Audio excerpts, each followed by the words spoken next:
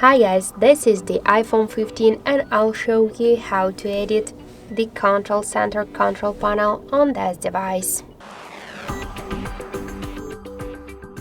So if you wanna just add some new options to your panel or just remove some of them or just to change the positions of the icons, you should open first the settings and after that scroll to the control center. Here you'll see the included controls to your panel here. You could remove these options.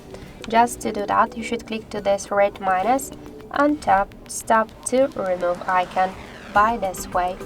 To add some more controls to your panel, you should just by the same way click to this plus icons, and now we can find them here in our controls.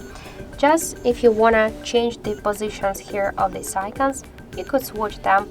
Just hold for a while here on the right side of the section and switch it just for example to the up or to the down by this way, and now we can see here the changes.